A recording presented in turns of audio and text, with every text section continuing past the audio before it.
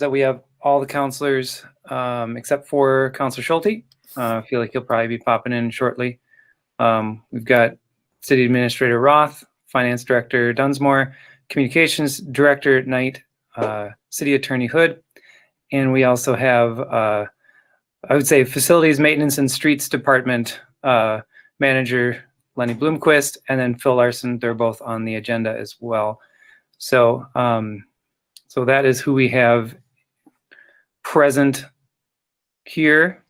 And we'll open the open forum. For the open forum, we have an item that was emailed out to members of the council. Has everyone had a chance to take a look at that? It's from Go Dog North Shore. So I'll pull it up and I'll just summarize what it says, and then we can continue going from there. So this is from Go Dog North Shore, which is the organization that has worked to establish a dog park in the past. In conjunction. What was that? Can I ask you a favor? What's that? Just since we don't really have opportunities for people to come in and like speak, can you just like read it, like the whole thing? I can. Yeah, it's long, but I can read the whole thing. Thanks. Okay, so here we go. Go Dog North Shore is a Grand Marais-based 501c3 nonprofit that officially formed in March 2013 with the goal of promoting active and responsible dog ownership. The catalyst for the formation of Go Dog North Shore was the need for a space in Cook County where dog owners could exercise, socialize, and train their pets off-leash, safe from predators, traps, and traffic. Work began in the fall of 2012 to partner with Cook County Community Center and members of the local horse community to adapt the Gunflint Horse Arena to also serve as a short-term dog park. After raising the necessary funds to provide additional fencing at the arena and gaining the support of the Cook County Board of Commissioners, the Gunflint Horse Arena was officially opened to dogs in June of 2013. Since then, the space has become a popular year-round destination and critical resource for local residents as well as visitors to the county. As a result, Go Dog North Shore coordinates a cadre of volunteers that make twice-weekly patrols of the park to ensure that waste is properly disposed of and the facilities are in working order. We are pleased to report that this summer we have had 15 different volunteers conduct 38 patrols since the end of March. The adaptation of the horse park to also serve as a dog park was intended to be a short-term arrangement for several reasons. One, it was unknown how many dog owners would utilize the space. Adapting the horse park to allow for dogs was a low-cost way to gauge the need for a dog park. Two, the park is specifically designed for horses. The fencing and gates at the park are not conducive to dogs. The fences are too low for larger dogs, and there is no double gate to ensure safe entry and exit from the park. The park is still utilized by horses, making it impossible to adapt the current structure to properly accommodate dogs. In addition, there are no trees to provide shade in the summer or to block drifting snow in the winter. Horse users have priority over the space. This is number 3. As agreed upon between the local horse community and Go Dog North Shore, if horses are using the space, dogs are not allowed. If a horse owner arrives while dog users are in the space, dog owners have 15 minutes to vacate the park. Dog owners are increasingly dependent on the space and would like to be able to ensure the use of this park as needed. 4. The current park is approximately 1/2 acre and is considered very small compared to most dog parks in Minnesota. 5. Management of a multiple-use space is difficult. Horse users and dog users often have different needs and ideas about how the space should be utilized. And their proposal is, Go Dog North Shore believes that the public interest in use of the current dog park is significant enough to warrant a space that is specifically designed for dogs. Here are a few basic attributes of a well-designed dog park. 1. Fencing at least 6 feet high to accommodate large and athletic dogs in deep snow. 2. An area large enough, 1 to 3 acres, for dogs to run and explore without being congested. 3. Double gates to ensure safe entry and exit from the enclosed park area. 4. Trails that promote exercise opportunities for both humans and their dogs. 5. Multiple waste bag stations and garbage cans to facilitate cleanliness and promote responsible behavior by dog owners. 6. User education kiosk at the park entrance. 7. Trees to provide shade, shelter, and sensory stimulation for both people and their dogs. Go Dog North Shore is proposing the development of a dog park within the city of Grand Marais and specifically in the Sawtooth Bluff area. The 2018 Sawtooth Bluff Regional Master Plan has already identified a suitable space for a 2.5-acre dog park, and she attached the master plan to the email that was sent. Recent on-the-ground evaluation by Go Dog North Shore volunteers confirms that the space identified in the master plan would be an excellent fit for such a concept. The proposed park would include a fenced perimeter with hiking trails throughout and would be open to dog owners as well as hikers without dogs. The city-owned land identified in the master plan is located directly north of the hospital and west of the old Gunflint Trail.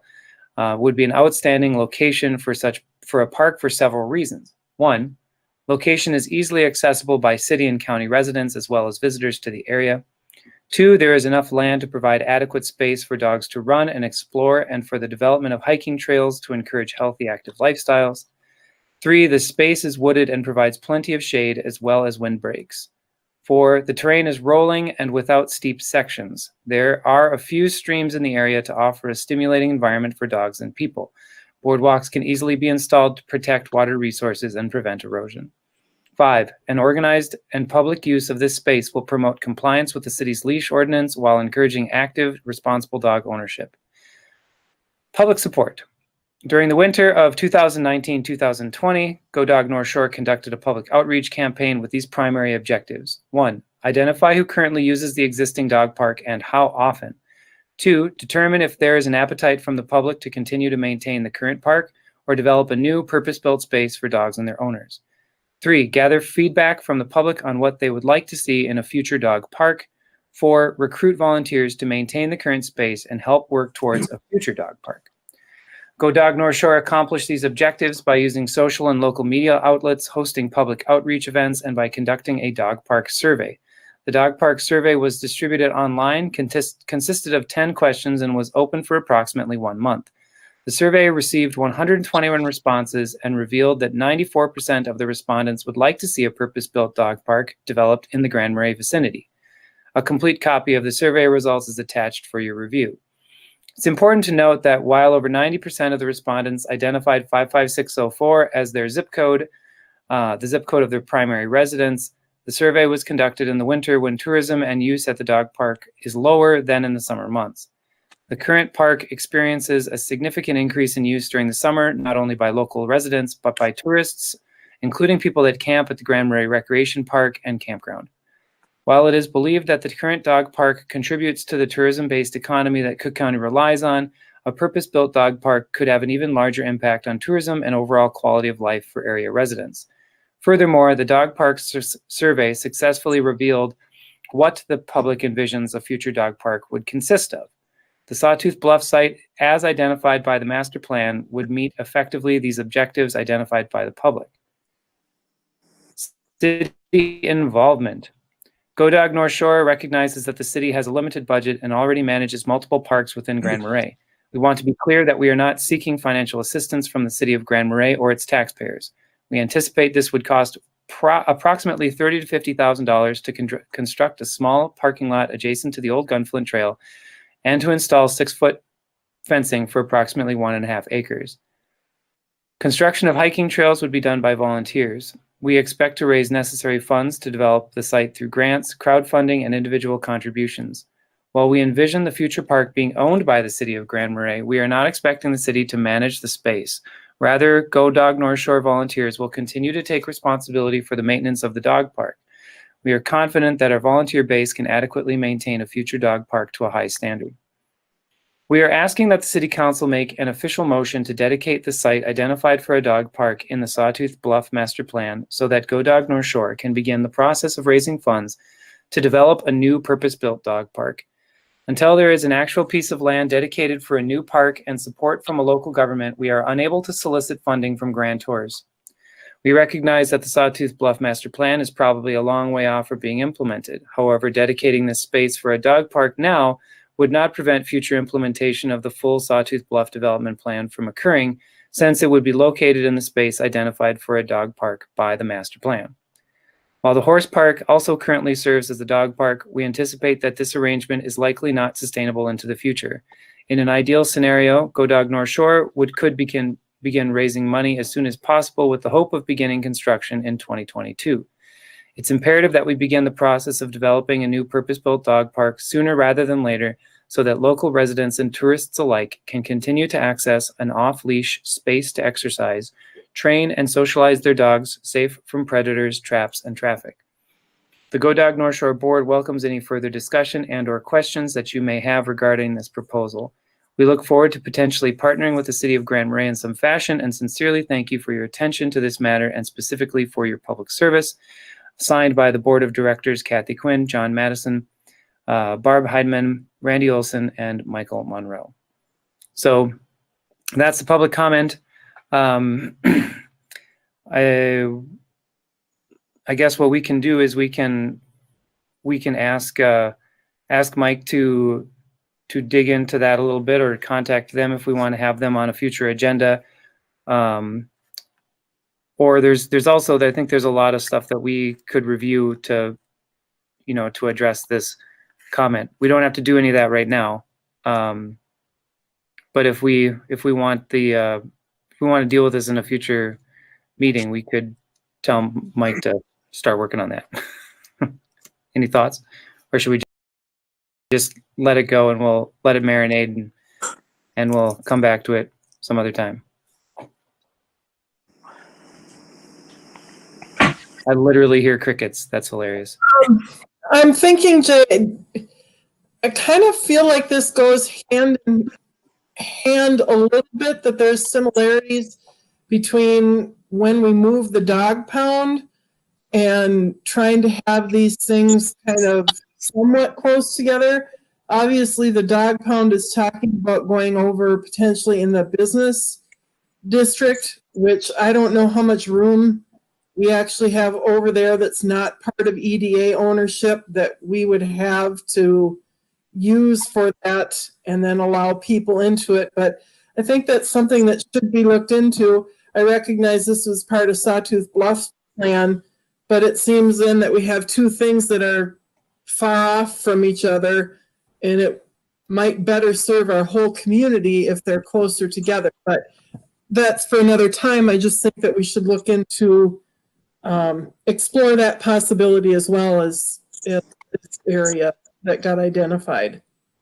I think that we should have a broader conversation at the council level about those two items too, because Go Dog North Shore was talking with the city about the possibility of coordinating space for the pound in the business park, and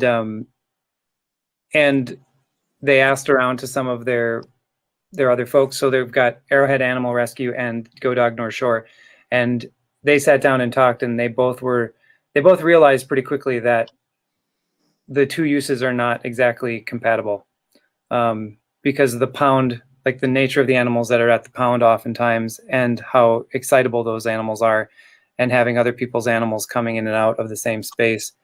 We can talk more about it later. I don't think we don't need to belabor that point too much, but there has been some conversation. I think it would probably be good to get the council up to speed on some of those conversations that have happened amongst those organizations, and then also to address this request from Go Dog North Shore practically with what we have to potentially deal with. So if that works all right, we can move on with that. Yeah, Jay, I think this also points out, the need to continue the discussions on Sawtooth Bluffs, and I know it's been stalled out for on the county's part for lack of an administrator, and the city's part for just being overwhelmed with top priority projects. So my hope is that this might spur conversations in the near future with between the county and the city on that management agreement, and maybe we can start to move that conversation about Sawtooth Bluffs along to a point where we can understand what that really might be. Okay. Yeah, I hope that as well. All right, so we'll move on to the consent agenda. So the consent agenda is the typical three things: this meeting's agenda, the minutes from the previous meeting, and then the bills. Unless someone would like to pull an item from the consent agenda for conversation, I would entertain a motion to approve the consent agenda as presented. Anybody? I'll make the motion. All right, there's a motion. Is there a second? I will second. Okay, motion and a second. We'll go through and do the roll call as based on my list in front of me. So, Councilor Moody, your vote. Aye. Councilor Swearingen, your vote. Aye. Councilor Schulte, your vote. Aye. Councilor Kennedy, your vote. Aye. And I am an aye as well. Consent agenda carries. All right, so we're going to move along then to the next item, which is the Best Western Rain Garden. That's why we've got Philip Larson here from the Cook County Soil and Water Conservation District. So, Phil, I think I can just let you go and tell us what you guys have here. It sounds like there's a little spot that that we can do some water treatment. So, jump in. Yeah, thanks for having me. In my letter there, I kind of highlight the background is that there's certain areas around the city that have been identified as key locations where you could get some stormwater treatment or retention. Two are the things that are important to do for stormwater and that protect water quality. So this was one of them. It's in the right-of-way, 2nd Avenue East by Best Western. Something else, we have a few of these rain gardens and things around the city. And for these rain gardens that have a little bit of maintenance, we try to find a steward that can take care of it and lessen the maintenance for the city. So we've tentatively aligned that or found that with Best Western and the folks there. And we have secured funding.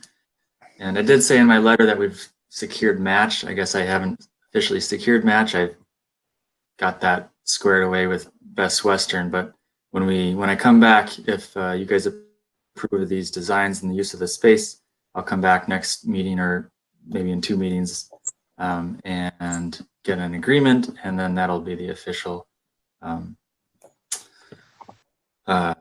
authority, I guess, to enter the agreement and do the work, and the matching funds would be secured with the steward providing matching funds and the city providing maintenance that I talk about in the letter, which is removal of sediment from the sediment trap for 10 years. And I attached the designs there, and so you can kind of see what we have going on.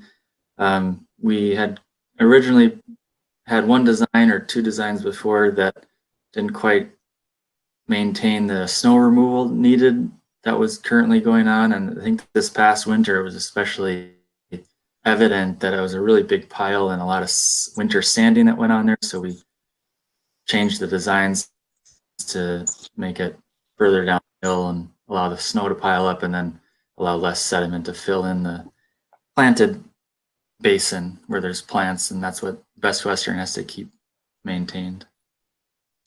So that's my background, and I don't know if there's any questions, but So those Philip, plans look good. I guess that's what I'm looking for right now is design. So Phil, that's just to be clear, I was pulling up the tax parcel map, and that's all in public dedication, right? Public right away. So Yep. So that's why you're coming to talk to us, because it's you're seeking a partnership between the city, Soil and Water Conservation District, and Holland Hospitality, the owners of the Best Western. Is that correct? Yeah, I don't have, right now I guess I'm just looking for, I had never brought this to the council before, so now that our designs have gone through 1 or 2 revisions and we're ready to enter into an agreement next meeting, I just wanted to bring this to you guys and see if everything looked okay to you, and next meeting I'll come with a legal agreement or something to enter into and do the work and have the 10-year contract and maintain the sediment and the sediment trap and And the garden has to stay there per our grant funding requirements for 10 years. So that's where that comes in. Passed down to you guys. So Phil, one more question, and then if anybody else has any questions, I would, definitely go for that. So looking on the design, it looks like, there's the paved area, and then there's a section that says seed and mulch access area. So I'm assuming that that's going to be a porous, like it's not going to be paved in there. I think it's paved in there right now, right next to the building. Yeah.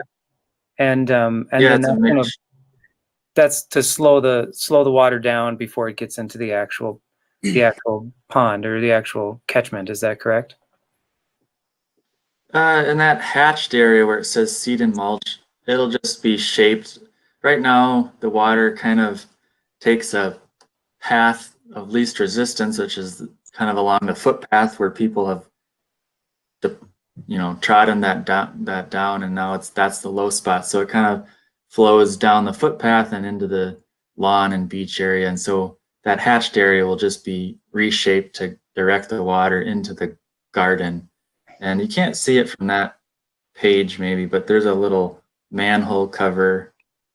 It's I forget. Oh, I guess it's there. Concrete catch. It's 6 feet by 2.5 feet. Mm-hmm. So that's the end of that hatching area, and that's at the grade. So it's at grade. So the snow removal equipment will just be able to drive over it and pile the snow like they've been doing. The snow pile kind of ends at that catch basin. Counselors, you have any And the questions? hatched area will just be Oh, go ahead. grass. The hatched area will just be grass and a mixture of whatever's there. There's a little pavement, but yeah. Yeah, I have a question, and maybe this is for Lenny. Just wondering about snow removal, because that is a city right away. Do we manage that plowing in there, or how is that handled? Yeah, we push our snow down there, so it's basically a snow storage area that just melts away in the spring. So is there any issue with that, Phil, in terms of the city plowing its snow into that kind of area? I'm assuming the wintertime probably won't be a problem. I was there the other day and looked, and the credit union sump pump is pumping enough water there that there's actually algae growing. Yeah.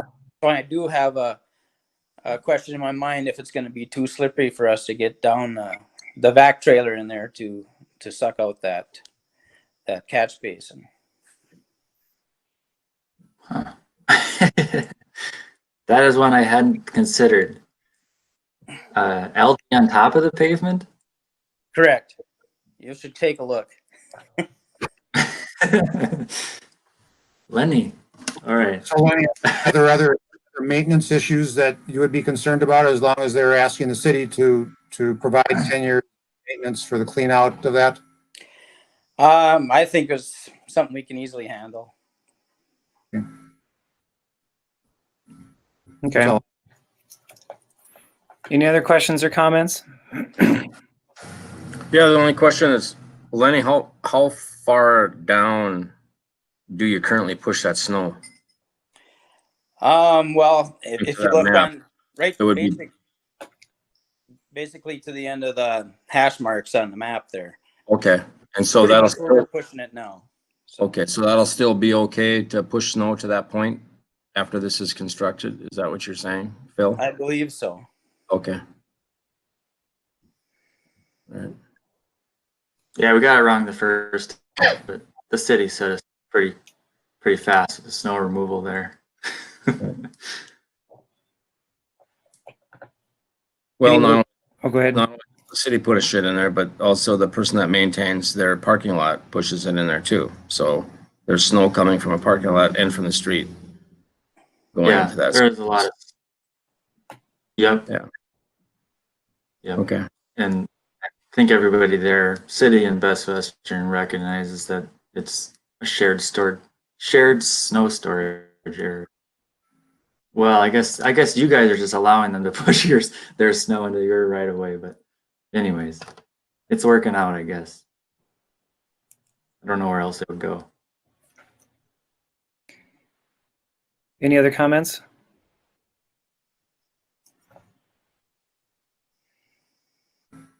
If not, then I would make a motion that we work with Soil and Water to complete this agreement. I think it's a good idea. It's an area where, a lot of water, what does run, it's storage area for snow in the winter. It would provide some relief to that sand and whatever is washing down there. I think we've seen some successes with some of the other rain gardens, and if the adjacent owner is willing to provide the routine maintenance, and the city, and Lenny thinks that the city would be relatively easy for the city to maintain the clean out of that. I think it's a good partnership. I don't know if you need a motion at all at this point. Well, I mean, you can certainly make one. I mean, that moves it in one direction. So is that a motion, Tim? It is, yeah. Okay. Is there a second for that motion? I'd second that. Okay. Motion and a second. So let's move on to further discussion. Is there any further discussion on this topic? I'll just point out that the rain gardens that work the best in this community are the ones that have sponsors, that have people that are willing, have an investment in making them look nice and spend time on it. And so for me, it's essential that we have the partnership of Holland Hospitality, of the owners of the Best Western and that management, to be a part of this agreement. So that's very clear for me that's essential for the success of this project. So, any other comment? Yeah. Oh, go ahead, Phil. I can add. They have another rain garden at their other property, hotel in Detroit Lakes, and so they know what they're getting into, and they like the look of it. And so yeah, I think you're right, Jay, that they'll do a good job maintaining it and keeping it looking good. Okay. Any other comments? Seeing none, go through the roll call vote. Councilor Moody, your vote. Aye. Councilor Swearingen, your vote. Aye. Councilor Schulte, your vote. Aye. Councilor Kennedy, your vote. Aye. And my vote is aye as well. So the motion passes. So Phil, we'll be hearing from you again with some further agreements and some further information here in the upcoming meetings. Is that correct? That is correct. Great. Well, thank you for presenting. And it's pretty handy that Lenny was here too to answer some of those questions. Just happened to be a nice synchronistic happening. So you're welcome to stick around if you want. Otherwise, we're going to move on. I'll eat dinner. Thanks for having me. All right. Thanks, Phil. See you. All right. Bye. All right. So the next thing on our agenda is the purchase of a sidewalk maintenance machine. So Lenny, I know you've talked to us about this once before. You had the company come up here with one of the pieces of equipment, was it last winter, and test it out. So why don't you remind us of all those things, and then fill us in on what you found. Well, basically, we've been looking at this machine for quite a while. It'll move a lot more snow in a shorter amount of time, and we're going to have a lot more sidewalk to cover here eventually. So the current machine we're looking at today is a 2006 articulated trackless machine. Trackless is the brand that's made in Canada. It's with a boil blower and a truck loading attachment for the blower. So I don't know what else you'd like to know here. If you have questions, let me know. Well, when those guys brought the company brought one up here for you guys to test, correct? Yes. So when they brought it up here, the unit that they brought up here was what, like $100,000 or something? Well, a new one I think is closer to the 130 for just the tractor itself, and then attachments are beyond that. And the price that we're talking for this one for the machine would be 32, and then we're talking about a number of the other attachments that you would require. Well, Which right, go ahead. right now we're only looking at the blower and the extension for the blower. That's the only attachments included in this package. I think that we will want a sweeper for it, but that's something we can look at later on. Okay. And so the bid that we're looking at here is just a touch over 60 grand. Is that correct? Yes. Okay. So what makes you feel like this is the piece of equipment you should have? Well, because it's kind of close to home. The other ones that we're looking at were in Canada, which with coronavirus is kind of an issue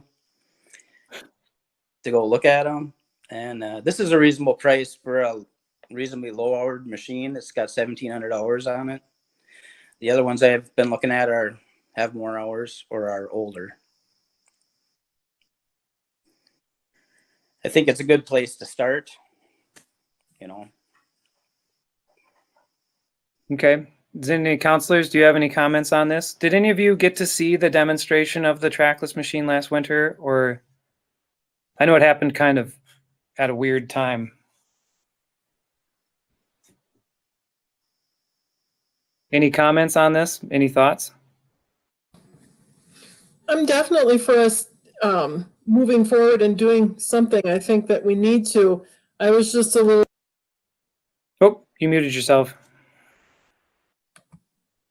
I was just a little bit concerned with the age, and how long do you think this will hold up, Lenny? Do you know what kind of shape this one is in?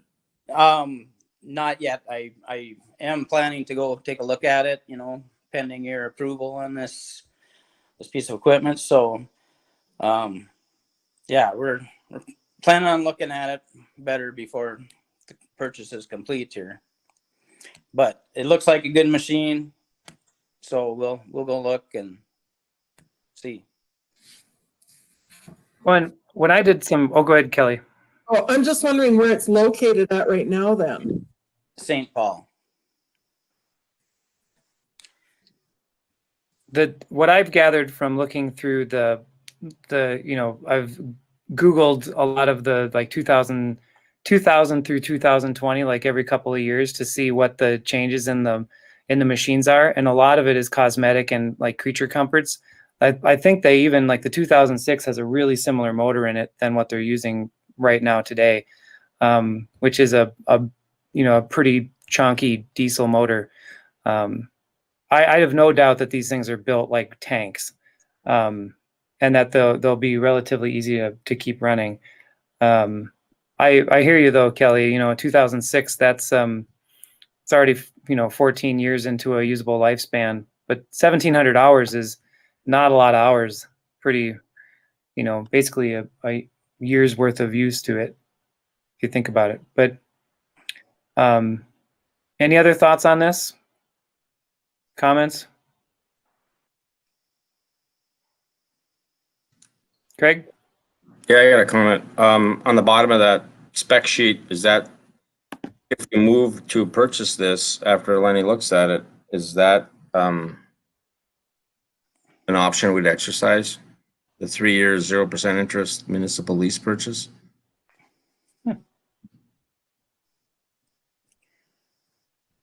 I don't think we need to. I was just asking that question. I mean, it's 0% interest. You make it, what is it, 3 payments? 3 annual payments? It's 4 payments of 15,000. So we pay Right. 15 up front and then 3 annual payments of 15 after. Right. Yep, we could do that. I'm not sure it makes a big difference for us. I don't know that financially it makes a big difference, and I don't think it's an issue for us to cash flow right now. Okay. Probably, I'd just assume just do one transaction and get it done with. Kim nods her head. Yes. Simplicity is a good thing. That's a good catch though, Craig. That's it's interesting that, yeah, it's another Well, option we could use. The private sector would sure exercise it for sure. I mean, it just depends on if there's cash flow or other equipment you want to look at or might need or attachments you might need. I mean, I don't know. I'm just throwing it out there. It's a good point. I mean, if we need more attachments, that could give us some more space in the budget for potentially picking some of those things up. But as far as, waiting for capital to the Right. capital reserve to build back up. But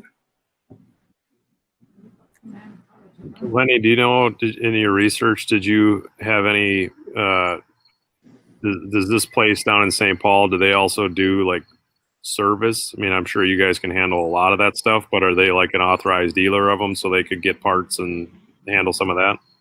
Yes, they are. Yes, they do. And they are setting up a place in Duluth now also for parts. Yeah. So the availability of parts is going to be better here pretty soon. Great. They also are our street sweeper supplier, correct? Correct. Yeah. Equipment. I've dealt with them when I bought garbage bodies from them, Packer bodies. So yeah. Been doing business in the city of Grand Marais for a long time, actually, longer than you think. Most people think 40 years maybe. So yeah, they're pretty reputable, I believe. Yeah, McQueen is a long-standing St. Paul company that's got a good reputation and has, I think, a pretty solid history. I was just wondering if it's a Canadian machine and with issues with, the border being closed and things, if there was issues and we needed somebody to help us out, making sure we had, a good partnership with them, so that's great. cool. Any other discussion here? So we have a recommendation / request from the street maintenance department to purchase this piece of equipment for $60,000. Was it $60,708 with the blower and blower extender and the loader, you said, right? Like the loading attachment, truck loading. Well, that is the extension. Okay, that's the extension. Okay, because then it helps you blow it into a truck better. Yes. Okay. So that's what we have here right now. If anyone would like to, I'd entertain a motion for the approval of this request. I will make that motion pending inspection by our city staff of the equipment before purchased. Very, very good caveat. Is there a second to that? I'll say. Okay, second by Councilor Schulte. Any further discussion on this? No. Seeing none, we'll go to the vote. Councilor Moody, your vote. Aye. Councilor Swearingen, your vote. Aye. Councilor Schulte, your vote. Aye. Councilor Kennedy, your vote. Aye. And my vote is aye as well. It'll be great to see this thing in action, pending that it is in as good a shape as they say it is. So the motion carries. Thank you, Lenny, for digging that one up, and I hope it does what you need it to do. So do I. Right. Thanks, Lenny. You bet. All right, so that's what we have on the agenda itself. So I guess we can go into council and staff reports right now. So I'll start with start just going down the list like it's on my list here with Councilor Moody. Your report? I have none. Okay, Councilor Swearingen, your report? I don't have anything. Okay. Councilor Schulte, your report? I have none till we meet this next week. Okay. Councilor Kennedy, your report? Yeah, we had a county parks and trails meeting on Monday, and major topic of the conversation was Passion Pit I don't know, Mike, I didn't see an email that came to me, but did the rest of you receive the email that's, yeah, the Parks and Trails Commission has been asked to kind of look at the issue of the Passion Pit and try to come up with something that seems to make sense for that property. And of course, a lot of issues were brought before the county board regarding, the adjacent property, the private property owners' relationship, and concerns about litter and trespass and parking and noise and a whole host of things. The bottom line is that at the Parks and Trails meeting, the commission is asking the county board to set up a task force that would take and gather information about the site, about the issues that seem to be on the surface right now, and look at what the next course of action might be. They're calling for this task force to submit a report back to the county board within 60 days to allow the county board then to make a decision about maybe how to proceed or whatever. And they're asking for a city representative to serve on that. And, I talked to Mike about this, and Mike has said that he would be willing to do it, but it could be a council member. There would also be a county commissioner member, a Parks and Trails representative, which sounds like it will be Tim Nelson as the administrator, director of the Parks and Trails program. And Stacy Drouillard has also been pretty active in terms of being involved with conversations about this. And, we wanted to see a citizen participant on this task force. So she had agreed that she would be willing to serve. Now, this hasn't yet been presented to the county board because we just met on Monday, and I don't think the board has had an opportunity to take a look at this. So it's kind of advisory at this point, but I think the idea is to kind of move this whole thing along quickly so it doesn't get dragged out into the winter. And, it's relatively simple to come up with just the issues and the land ownership and kind of figure out what maybe the next step might be and make that recommendation to the county board. So I don't know if anybody has any thoughts or comments about that, but I think it'd be appropriate for us to decide who might want to represent the city if the county board decides to go forward and create this task force. That is not within our city limits. That's correct, right? That property is not within city limits? That's correct. I actually would be interested in taking part in those conversations if no one else is. I mean, I love the idea. You, Kelly, have way more history with that property than I do, as far as, going back and growing up here. I'm assuming, right? Like everybody, I guess that's kind of presumptuous, I guess, but. We used to go out there and ate the ninth grade and lay on the beach with our towels and tan, and actually would go swimming and have enjoyed rock picking out there and everything else. So I've long wondered, it never has really been taken care of very well. I think this year it came to a head with all that's gone on. But I would like to see that the public still would have some use of that with some rules put in place and some different things happening. But again, I would want to hear from other people. So, it just is an interest to me. Cool. Well, we can certainly have that discussion about who should be on that. I think that would be awesome, Kelly, if you wanted to be a part of it. Stacy's a classmate, so we could argue it out. There you go. Perfect. Anything else, Tim? Yeah, one other thing we talked about at the Parks and Trails meeting, John Sheaf, property owner of parcel of land to the west of the Sawtooth Bluffs property, has been working with the Minnesota Land Trust and the county to create a conservation easement on the parcel of land he owns up there. And he had presented the restrictions that he was working with the land trust on putting in place. They're, basically, Mr. Sheaf's idea is that he wanted to have this property maintained in a park-like setting and would limit most development type uses.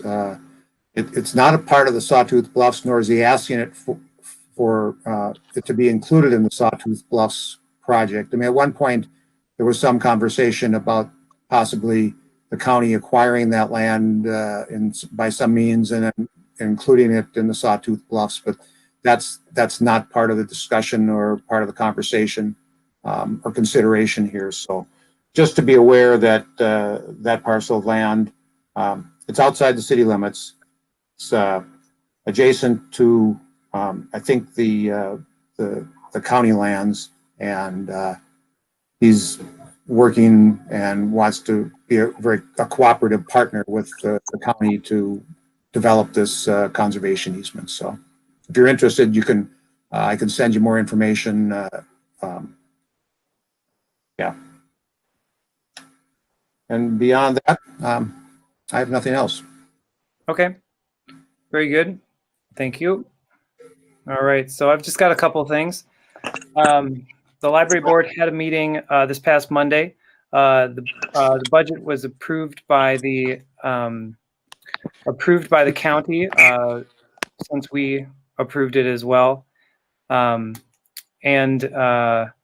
now the library is working on ways to continue to expand services that are allowed through the COVID-19 period, and how to continue to meet the needs of the community.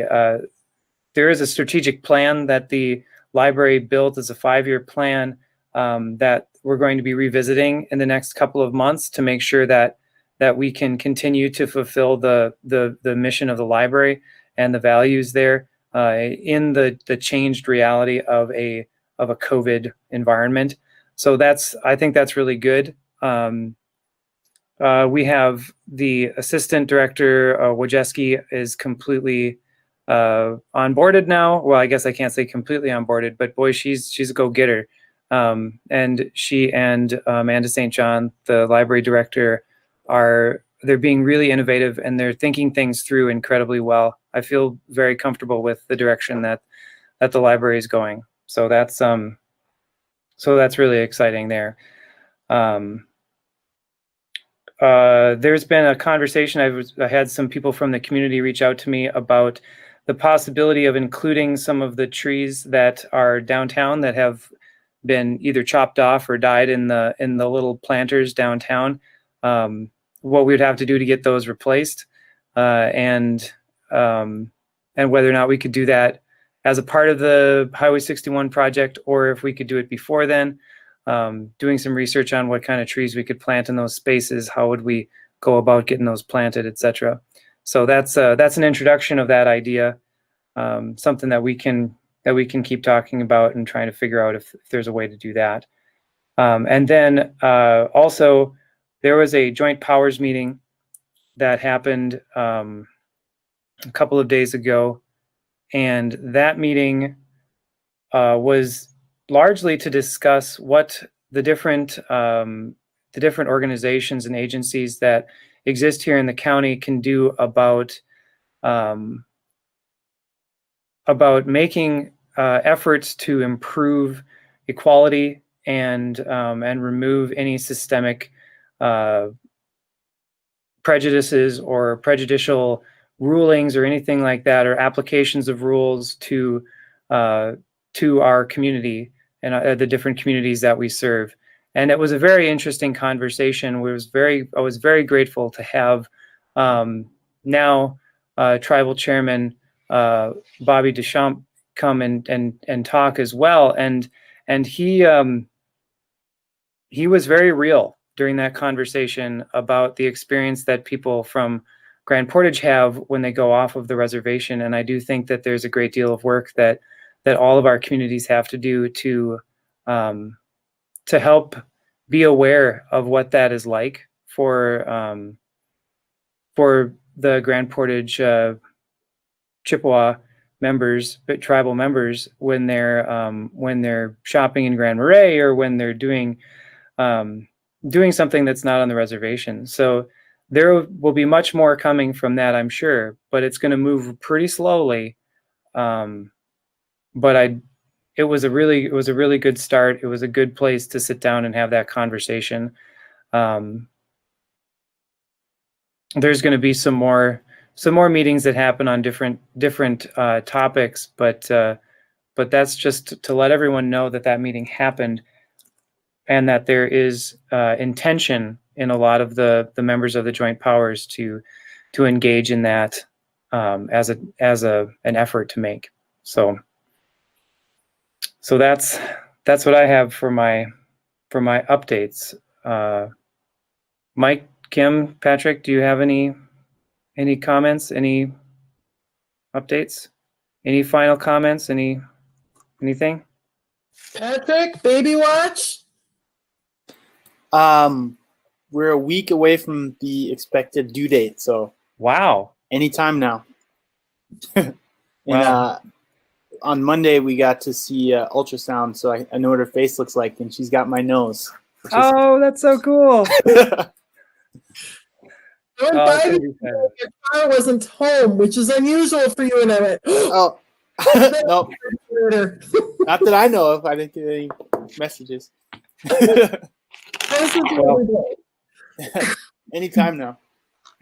Well, if you're not at our next meeting, we probably know what happened. Yeah. So, okay.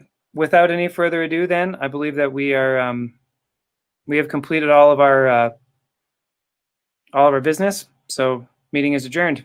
Thank you. Thanks. Good night, everyone. Thank you. Good night. Well,